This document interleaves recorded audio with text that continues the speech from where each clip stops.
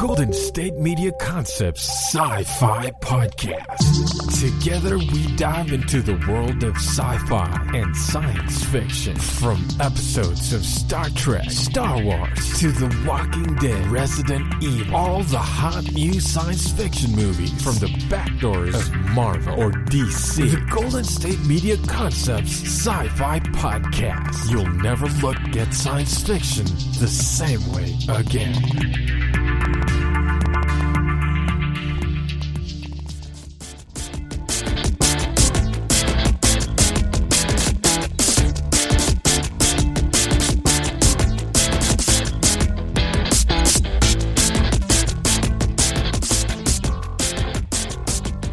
Thank you for tuning in to the GSMC Sci-Fi Podcast, brought to you by the GSMC Podcast Network.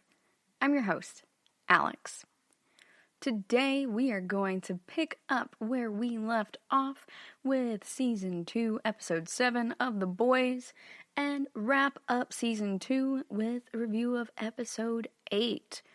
So, like most episodes in Season 2, there's a lot going on in Episode 8, especially with it being the final episode.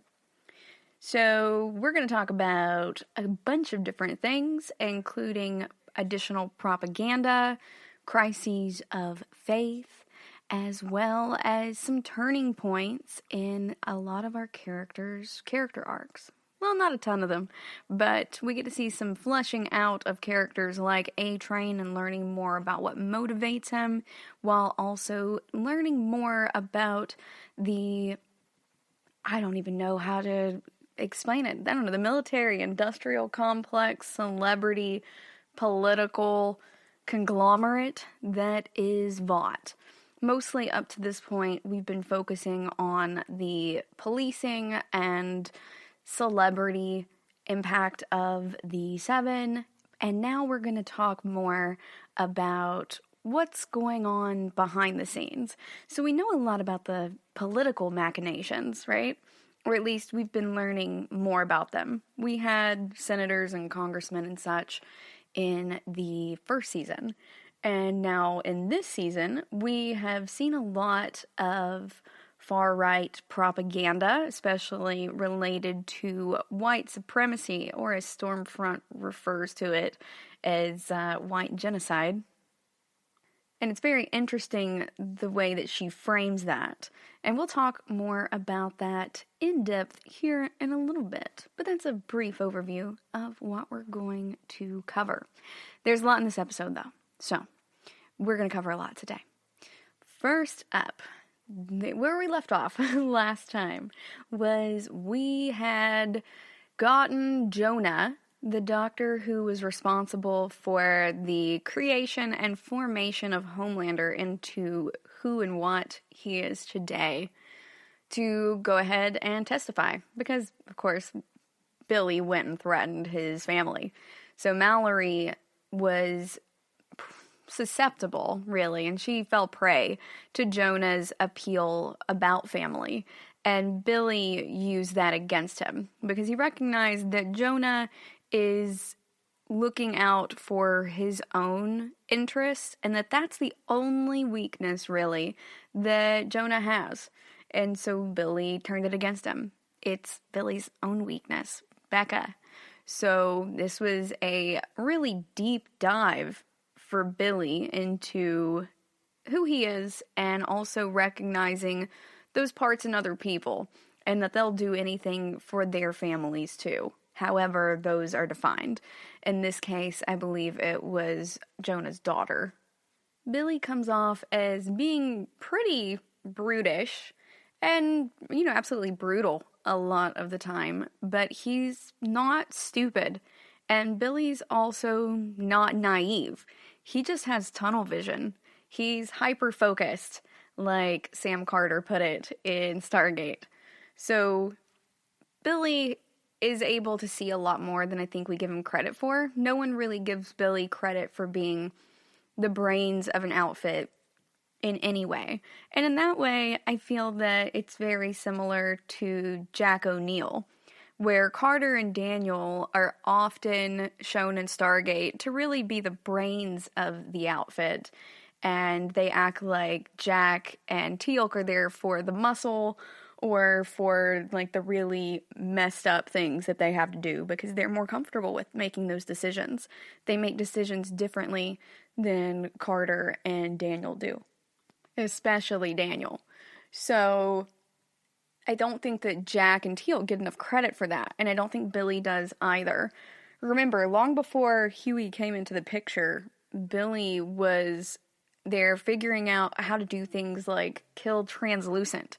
The man is creative, and as Einstein allegedly said, imagination is more important than knowledge, for knowledge is limited, whereas imagination embraces the entire world, stimulating progress, giving birth to evolution. He's also been quoted as saying, "Logic will get you from point A to B, imagination will take you everywhere."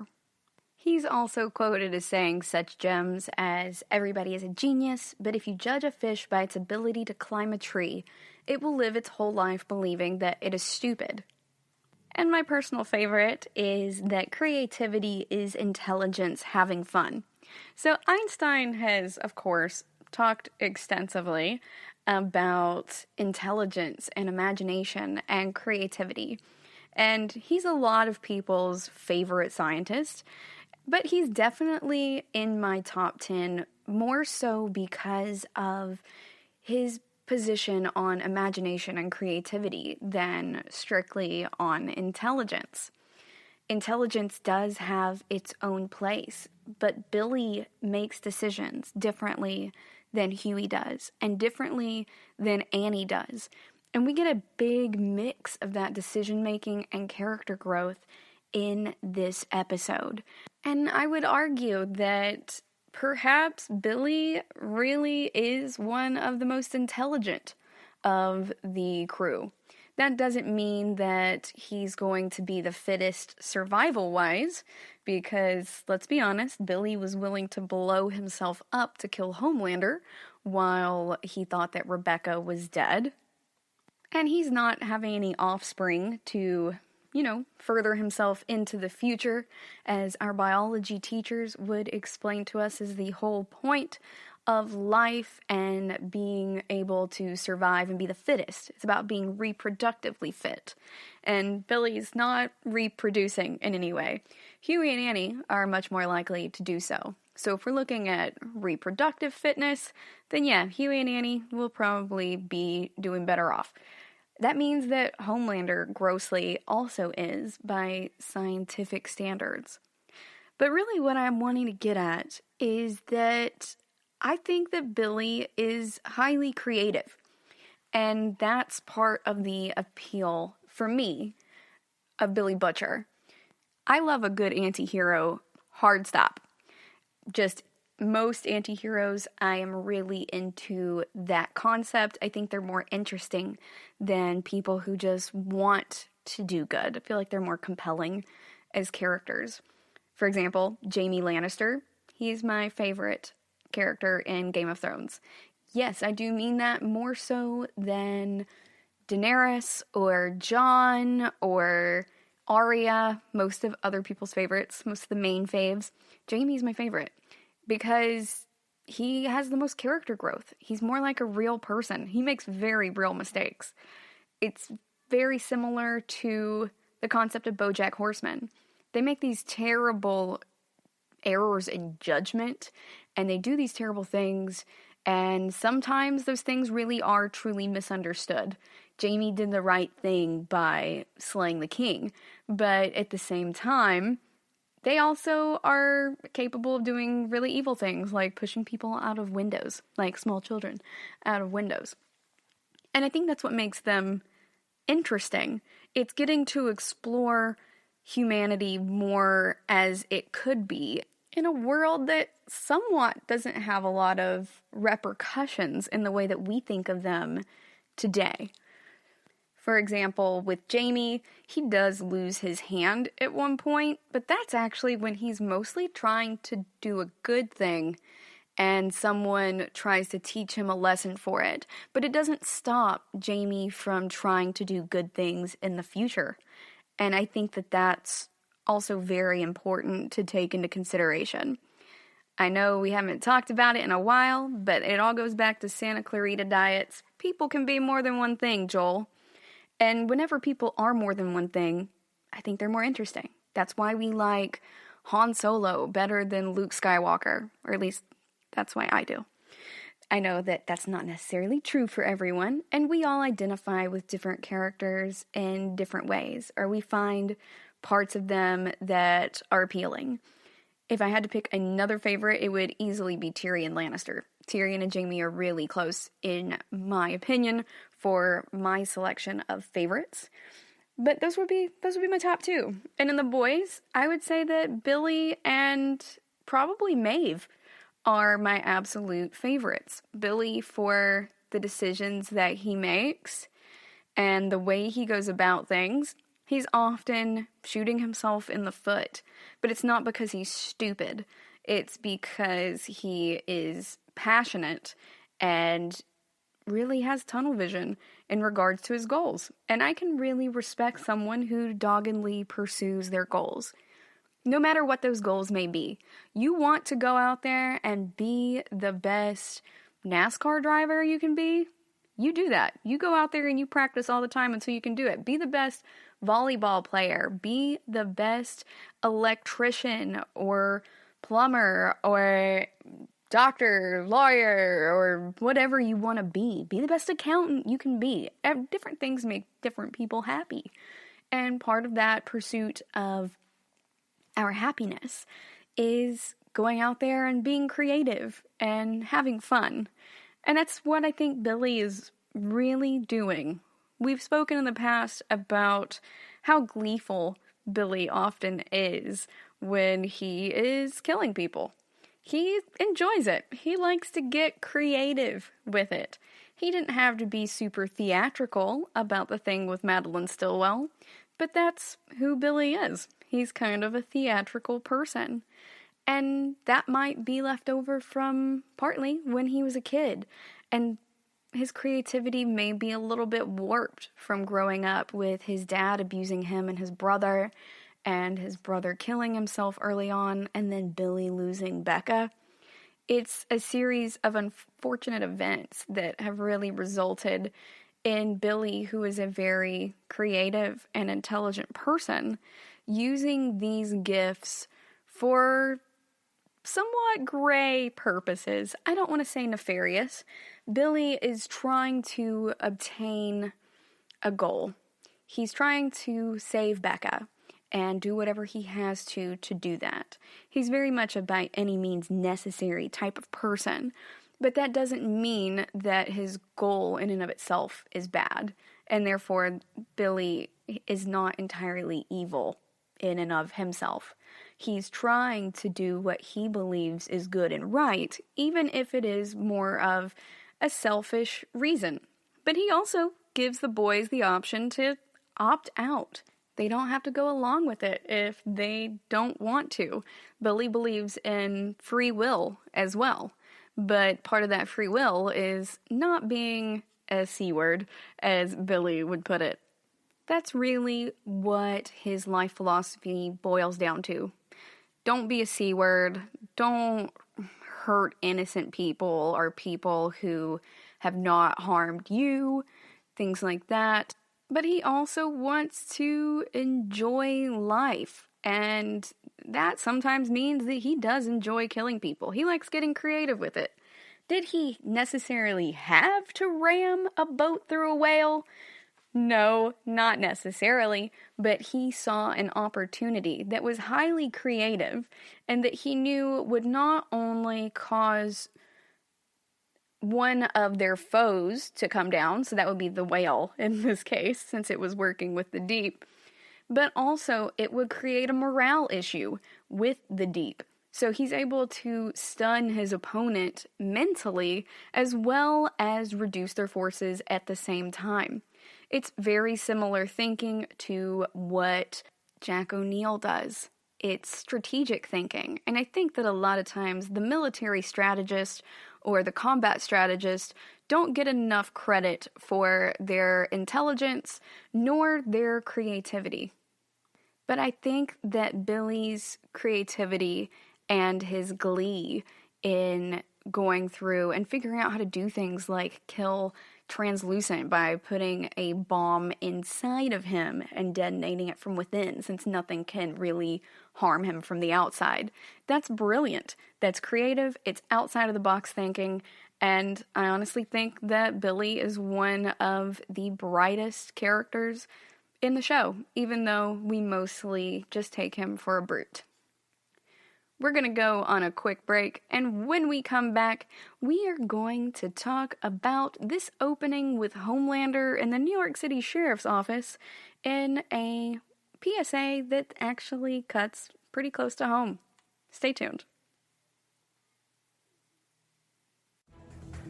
Want to find out what movies to go see? Then check out the GSMC Movie Podcast. It's your ticket to the latest movies, whether it's a new blockbuster event, romantic, comedy, or action flick. This show has got it all covered. They talk some what to go see now. Don't bother. What's hot on Netflix and everything in between. That's gsmcpodcast.com/movie-podcast. When it's all about the movies, it has to be this new show. Don't forget to like them on Facebook and follow them on Twitter. Visit gsmcpodcast.com for more info.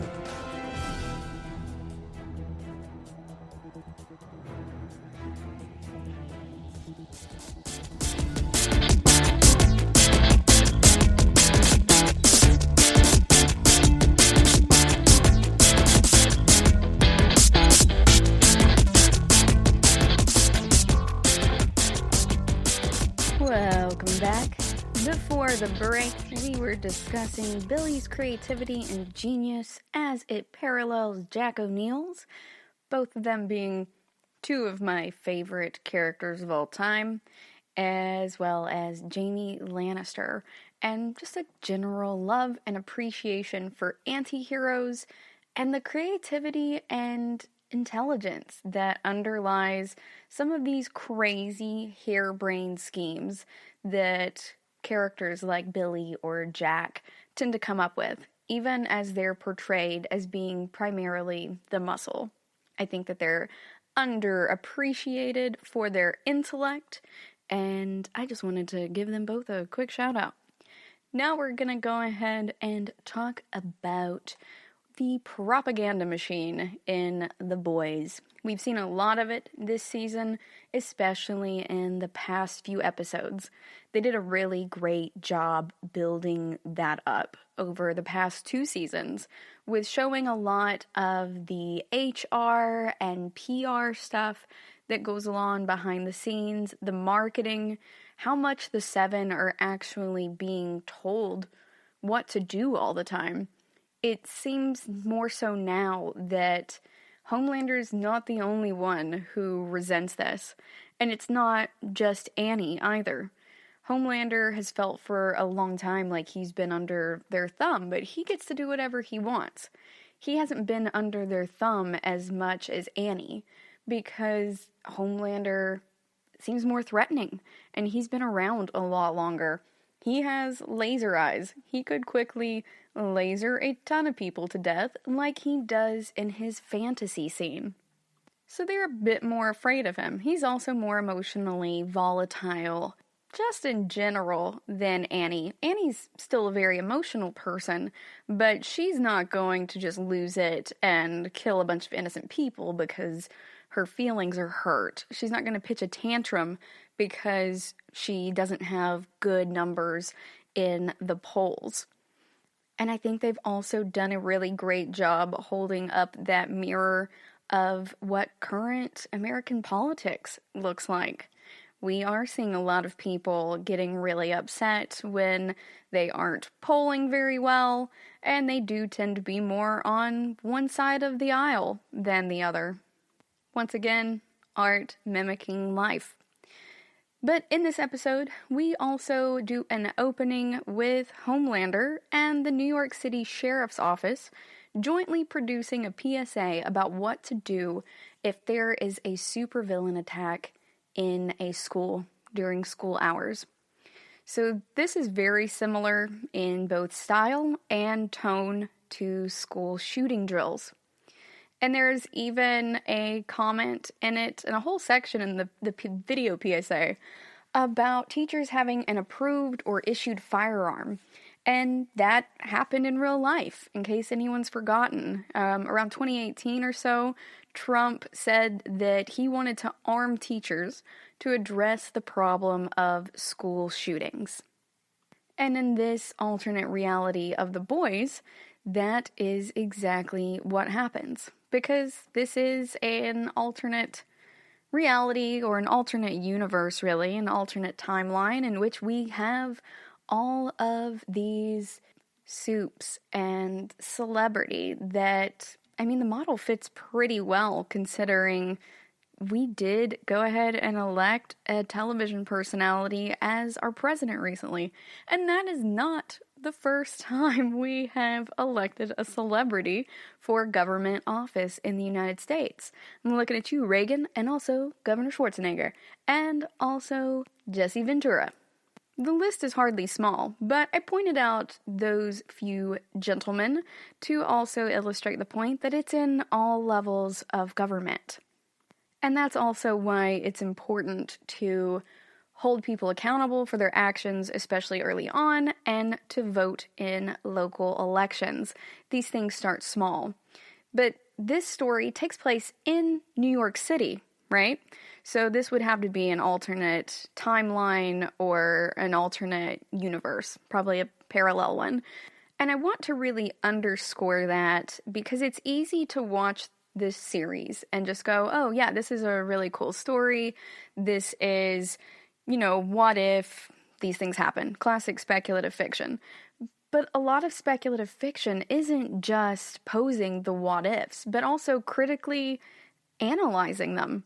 If we take this to its logical conclusion or its satirical extreme, what might this world look like? And they can serve as cautionary tales. Now, they're not true life tales necessarily, but they're cautionary all the same, just like any philosophical parable. And I think that this is really best contextualized by examining whether this is an alternate reality or a parallel universe and what have you. So I've decided that this is either an alternate reality of ours or an alternate universe, if you will, just because it still takes place in America, right? It's taking place in New York City. There's still facets of the American experience that are exactly the same there as they are here, with pervasive racism. And World War II and the Nazis still existed in the boys as well, back in, the 30s and 40s. So somewhere along the line, we are to see that something happened, something changed, and this Vought compound was made that made this future, or this present, look different from the present that we're living in. It's roughly taking place in the same day and age, and also you still have the staples of great music in there, like Billy Joel. I know that a lot of people watch different speculative fiction shows just for the story rather than for the moral lessons, but I would be remiss to not bring that up. I think it's really important to have those considerations. So in this case, when we think about The Boys, or at least when I watch it, I don't watch it just as this speculative fiction show. I look at this and see, there but for the grace of God go we, more or less. So we very much could, as Americans, end up that way. We have an ongoing history of white supremacy. We also have ongoing issues related to groupthink and idolization and propaganda machines. And we also have a lot of white moderates, and those are represented by Queen Maeve in this show. And by white moderates, I mean people who are in a position of authority or power, but who choose not to wield it because they either think that nothing can be done or now isn't the time to do it, even if they do support helping out, people who are otherwise disenfranchised or oppressed. They're like, yes, you should have full rights, but I don't think that we should be doing it right now. Or even if we get right down to it, people going, yeah, well, but that's not my problem.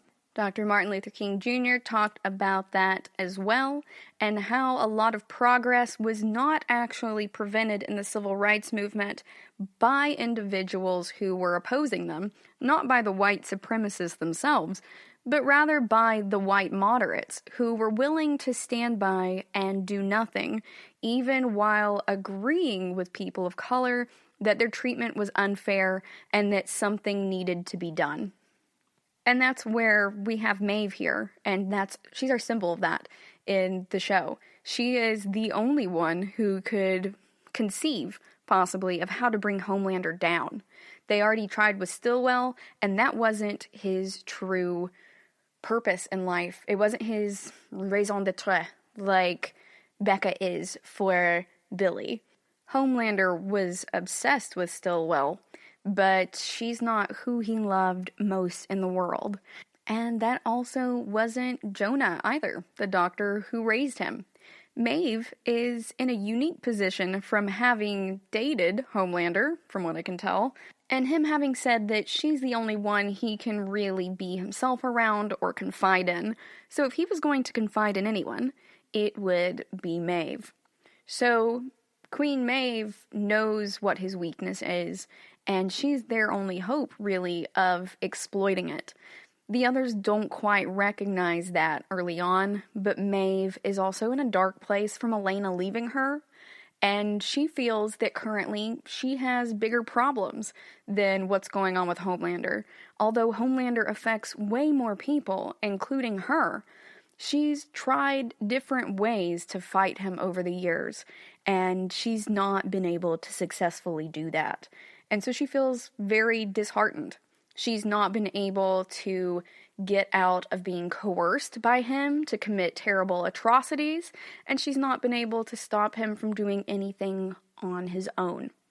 So Maeve is truly the epitome of the white moderate in this episode, maintaining a status quo she doesn't even enjoy or believe in, because she's more concerned with issues that affect her more on a personal level, and this isn't really a fight she wants to get into. She saved Annie from Black Noir, but that doesn't mean that she's a joiner and that she wants to join this effort to achieve justice, even though that's what she originally signed up for with the Seven. She no longer believes that the Seven is capable of true justice. It's all a stage for Maeve at this point. She doesn't really believe in true justice anymore. She's seen and done some messed up things and gotten comfortable with doing some of them. She didn't seem too heartbroken when she and Homelander killed that guy in season 1. She was more so mad that she didn't get to bring him in alive so that it would be her caller instead of Homelander's. She was more concerned about the PR. They casually just walked in, being bulletproof, and killed the shooter. Because they've been put in a position where they can be judge, jury, and executioner. The American people have imbued them with such power, authority, and reverence that they will not question anything that goes awry during apprehension of anyone. And anytime they do something that might bring shame or bad PR to Vought will go ahead and help them cover it up for them. Now, they won't hesitate to throw them under the bus like they do with the Deep, but that's only because somebody in a position of authority or power and who is in the limelight, that being Starlight, went ahead and publicly called him out for it. And that made it to where they were unable to sweep it under the rug. Had they been able to, they definitely would have. Stillwell had cleaned up the Deep's messes for years. So they really do create this environment for them where they feel that they're capable of doing anything they want, at least so long as it doesn't upset Homelander and his delicate sensibilities. He's really the only person that most of them feel beholden to. Even Mr. Edgar barely interacts with them except for sometimes Homelander, and seemingly he has some type of arrangement with Black Noir to go out on hits and stuff for him. But I guess that's pretty hush-hush, as Maeve and the others don't seem to really be aware of it. We're going to go on a quick break, and when we come back, we're going to catch up with Starlight and Huey. Stay tuned. Tired of searching the vast jungle of podcasts? Now listen close and hear this out. There's a podcast network that covers just about everything that you've been searching. Hey! The Golden State Media Concepts Podcast Network is here. Nothing less than a podcast bliss with endless hours of podcast coverage. From news, sports, music, fashion, cooking, entertainment, fantasy, football, and so much more. So stop lurking around and go straight out to the Golden State Media Concepts Podcast Network. Guaranteed to fill that podcast itch. Whatever it may be. Visit us at www.gsmcpodcast.com. Follow us on Facebook and Twitter, and download us on iTunes, SoundCloud, and Google Play.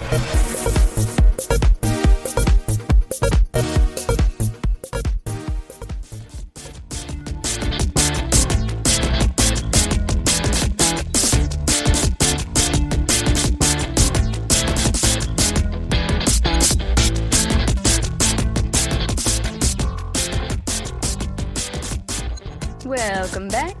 During our last segment, we were discussing Queen Maeve as a symbol of Dr. King's white moderate with her story arc this past 2 seasons, but particularly this season and culminating in this episode. We also talked about Homelander and the New York City Sheriff's Office jointly producing a PSA about school supervillain attacks. Now, I forgot to mention this earlier, but I talked to my nieces a while back, and we were talking about the things that they had done in school when they had been able to go to school publicly before COVID. They're all kept at home right now, whether that be virtual school through the public school system or homeschooling. So my niece was telling me that when she was in school, and she's 9 years old, that she really enjoyed the school shooter drills a lot more than she did the hurricane drills or the tornado drills or the fire drills that they did. And I asked her why, and she said that it's because everybody gets to be quiet and it's dark and it's a lot more chill than any of the other ones. There aren't noises blaring or anything like that. And so that's what this really looks like in the experiences of a lot of children out there right now. The PSA is presented very matter-of-factly with Homelander and the New York City Sheriff just being on there together and saying, hey, here are your steps, A to B to C. But that really is how a lot of kids seem to take it. We were talking about something only tangentially related when she told me that she missed doing those type of drills. And in case you guys don't have kids in your lives at all, or you haven't talked to any about them, it was just very similar to me, what they did in that episode, and what my niece told me was the process for in the classrooms for school shootings. And while it may seem wild to us to consider a supervillain attack at a school, that's not really the issue. It's an allegory for these school shootings. They've just replaced guns with laser eyes, and they've replaced school shooter with school supervillain. And I think that it's important to look in that mirror and see it for what it is, and recognize that what we consider normal is built slowly day by day and choice by choice. If you had told people in the United States, probably even 100 years ago, that people were going to so steadily go into our children's schools and discharge firearms, I don't think that a lot of people would have believed us then. Now, I'm not saying that supervillain attacks in schools are a concrete eventuality in any form. What I am saying is that culture and what we consider normal are shaped day by day. They're shaped by the choices we make, by the policies that we enact, and we could very well in the future end up with teachers with firearms issued to them to protect children. And regardless of which side of the line you are on that, it's important to think about all the people out there who are teachers right now. And when they started going to school to be an educator, they weren't also signing up to defend children against people with firearms. They didn't sign up to go into a war zone.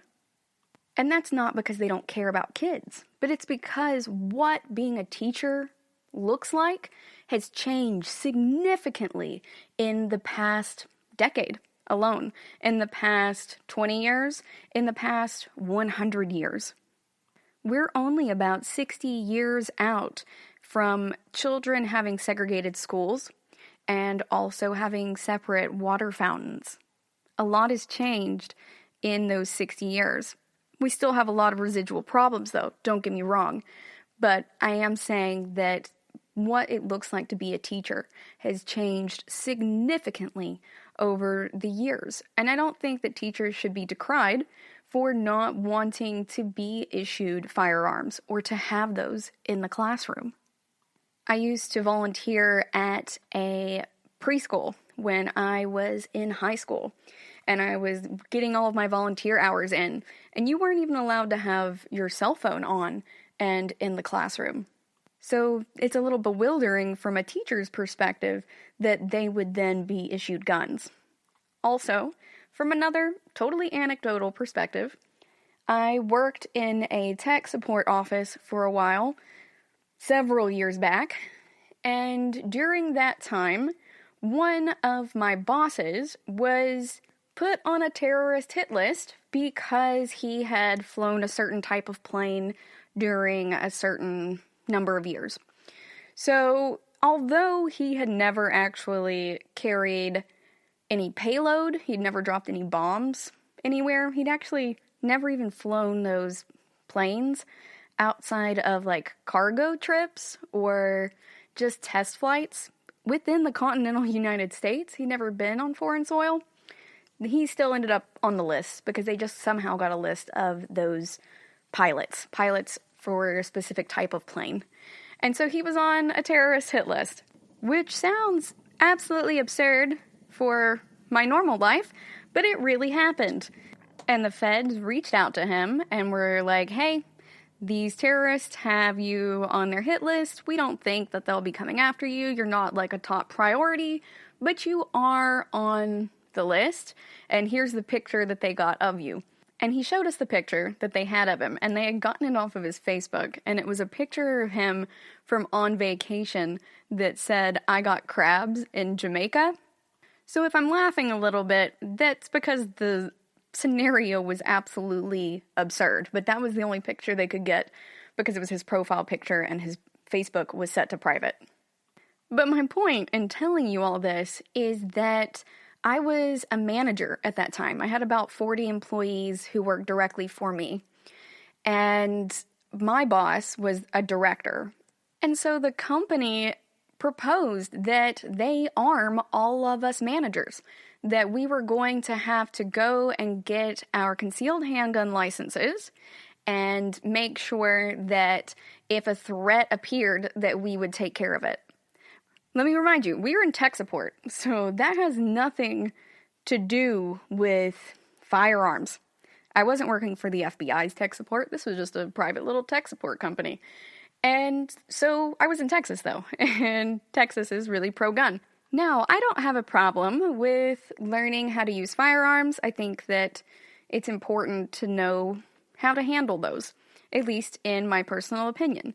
You're less likely to be harmed by something if you understand it and you know how to be safe with it.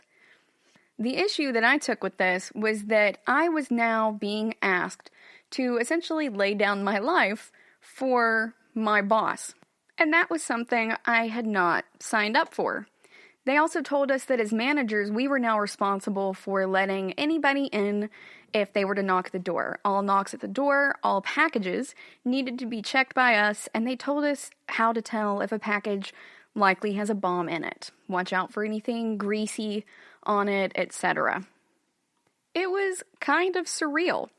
They ended up not forcing us to go and get concealed handgun licenses to protect my boss, but there for a little bit, that was their plan.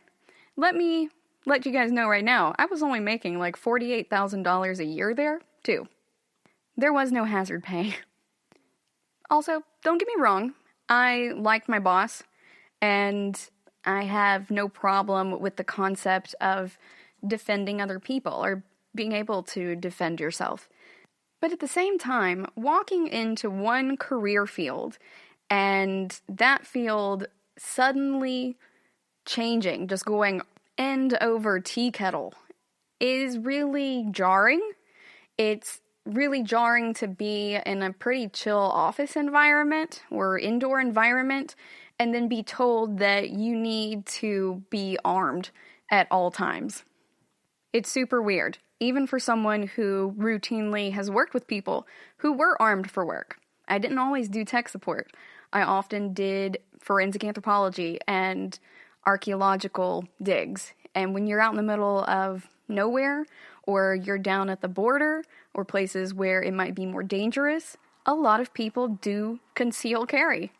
One of my best friends on those trips always conceal carried, and we always shared a room. The proximity of the firearm does not bother me. The fact that someone is concealed carrying does not bother me. And I just want to make that clear, that this is not coming from a perspective of just thinking that all guns are bad. But my perspective is that it is alarming to go into a field expecting one thing and to then be told that it is of a very different nature.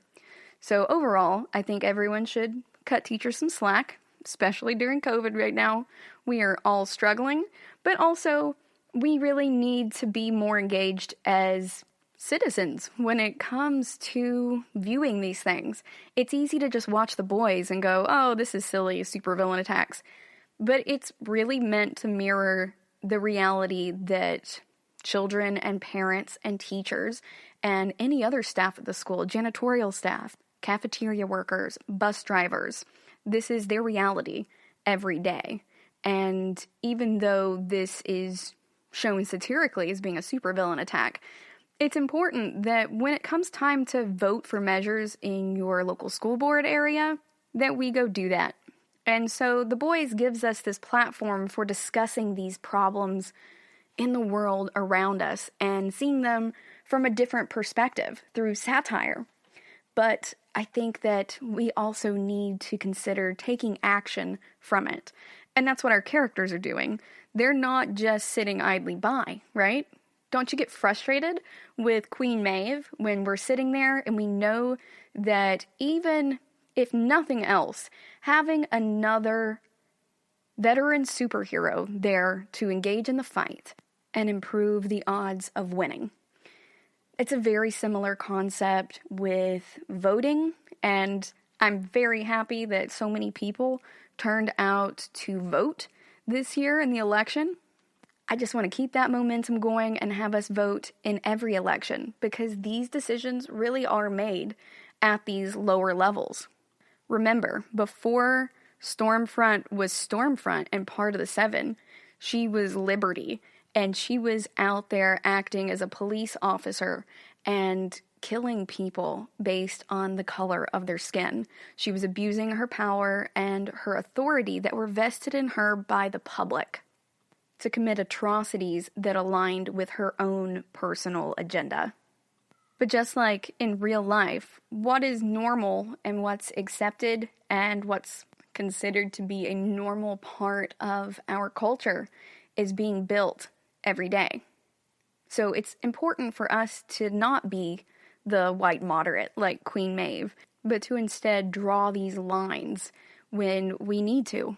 And there are many different ways to draw lines. One is just by having uncomfortable conversations with the people around you, and the other is to go ahead and vote. There are still yet many others. You can write an amicus brief for different court cases if you are so inclined, and also just having introspective conversations with yourself about why you believe what you believe. The way I phrased that made it seem like perhaps there are only 3 paths, but that is not at all what I actually mean. There really are a myriad of different paths you could take in order to address the problems you perceive in the world around us. We are living history, and we can either be active participants or just let it slide by. I, for one, really appreciate the boys for holding up this mirror for us, very similar to that quantum mirror in Stargate that allows you to go to different realities. And in Stargate, there's an episode with those quantum mirrors that is called There But For the Grace of God. Just like I said earlier, there but for the grace of God, go we, or the saying is go I. And they're a little bit more on the nose about it, but The Boys is getting at the exact same thing. Now, I meant to talk about Starlight and Huey in this segment, but I got a little bit sidetracked with the primary concept of The Boys as a mirror. Whoops, something I feel very passionate about in speculative fiction. But we're going to go on a quick break, and when we come back, we will catch up with Starlight and Huey. Stay tuned. Watching TV has changed over time. Streaming has become the new norm. That's why Golden State Media Concepts television podcast dives headfirst to the world of cord cutting. Want to be on the loop of what's hot in Netflix? Or if it's not a preference, what about original shows in Hulu? We've got you covered. Join us as we fill in the blanks and talk about movies to stream and what show you should be binging. This is the Golden State Media Concepts television podcast.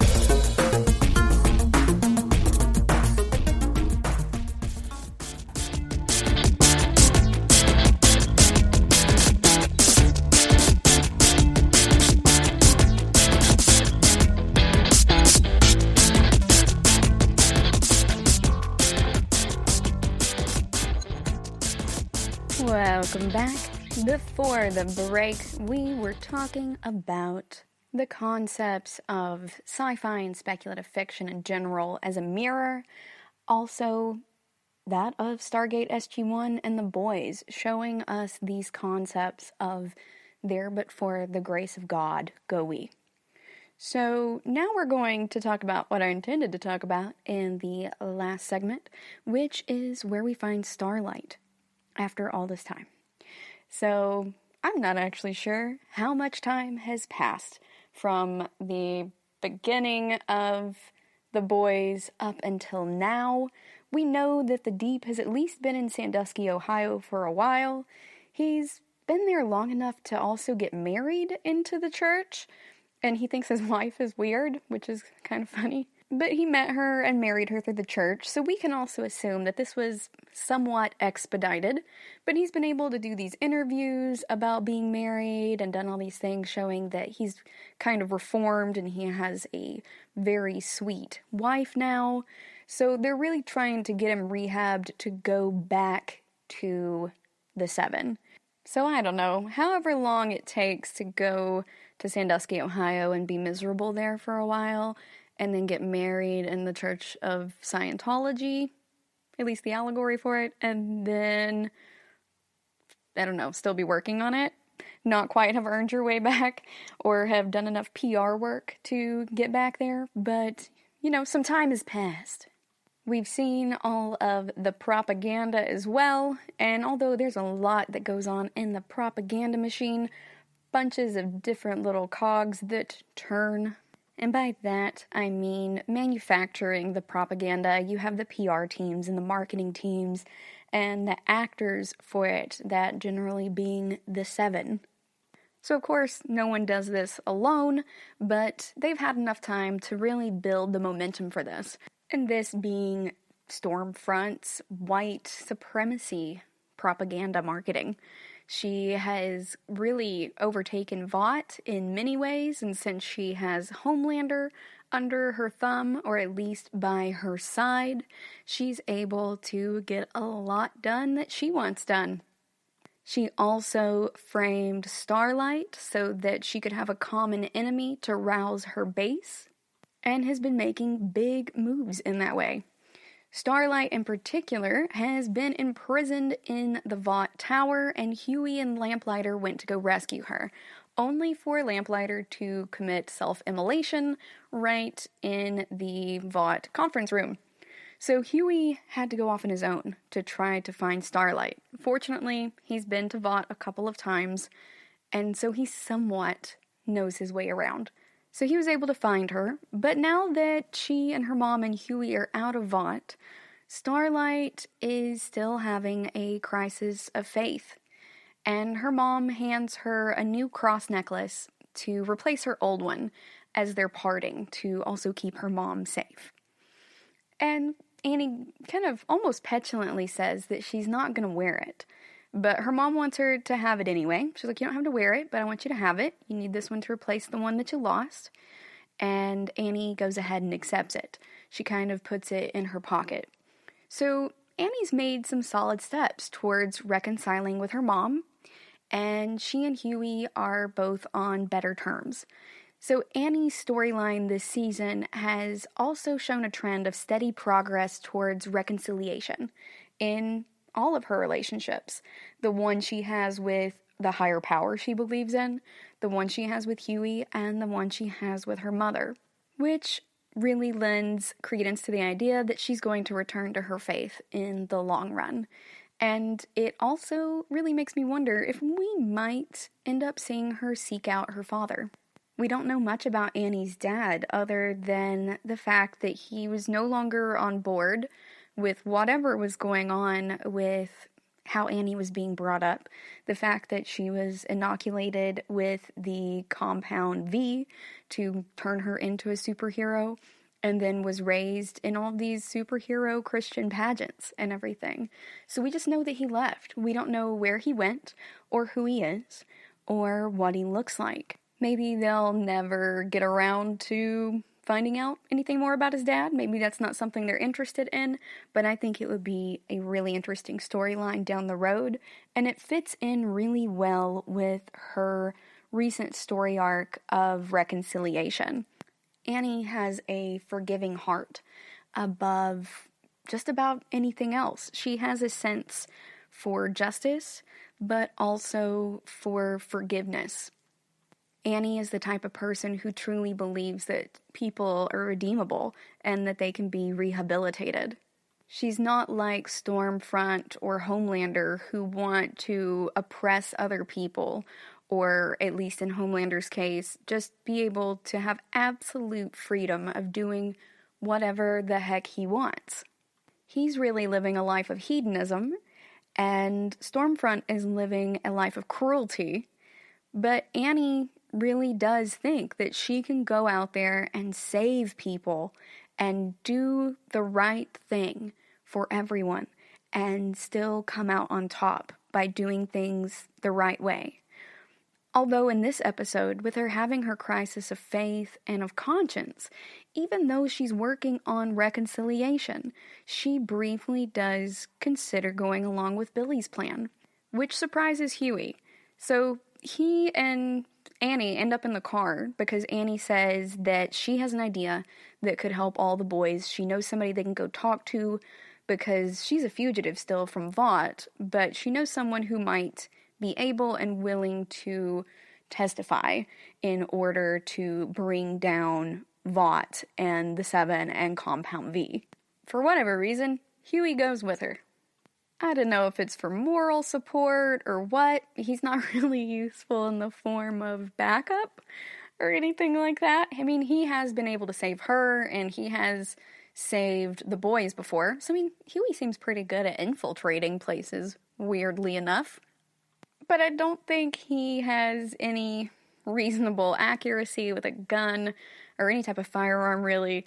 So I'm not entirely sure why he goes with her, just for the heck of it, because he thinks she's cute. I don't know. But Huey goes with her, and we have the scene in the car where Annie asks Huey about his obsession with Billy Joel, and he skirts it. And they end up talking about how Annie now agrees with Butcher that fighting Vought the messy way may be the way to go now, because trying to do things the right way failed. It hasn't gotten them anywhere so far. And while Huey is still all Captain America about it and thinks that, we still have to do things the right way, because doing things the right way means that we're still good guys in the end, Annie is wavering on that. And she's saying, hey, what Butcher is saying is plausible, and it even makes a lot of sense. It's not necessarily the way you and I prefer to do things, but having been on the inside of this, I can tell you that they don't fight fair, and we are not even necessarily on the same playing field as them. So Huey's really pretty shocked that Annie is agreeing with Butcher of all people. But again, back to our first segment, Billy's not an idiot. And I think that Starlight recognizes that too. She understands where he's coming from, that this is a strategy or tactic, and regardless of what else she may agree or disagree on with Butcher, that this plan makes as much sense as anything else they've been able to do. We find out that the place that they're heading to is actually Maeve's quarters. So I don't know if they have somehow snuck into Maeve's place in Vought, or if this is Elena's technical apartment, or if Maeve has multiple apartments. That's something I've never quite been able to figure out about their quarters, because we don't often see them going from the exterior of their quarters to the interior. We know that A-Train has his own quarters elsewhere that he was sharing with Popclaw anyway, but that might have primarily been Popclaw's place. Perhaps A-Train had his own quarters. So maybe they have quarters within Vought and are also able to have quarters outside of Vought too. I don't really know. I can't really tell you. If you've picked up on it, please let me know at the GSMC SciFi Twitter account, or Facebook, or Instagram. Regardless, they have gone to contact Maeve somewhere, and I think it's at Elena's apartment, or Maeve and Elena's apartment. It's a different apartment from the one that Elena seemed to have had that Maeve showed up to in season 1, at least. So I'm not sure what's going on. But Maeve says that it was stupid for them to call. So they did call and then meet her somewhere. But when they show up, Maeve is just sitting there smoking out of a bong and everything. She is very upset that Elena's gone, and she's very quick to anger right now. And a lot of her anger seems to just be a shield. It's coming from her being emotionally exhausted with all of the mask wearing. And that's not just with Vought. It's with Elena. She's had to wear this mask for a long time.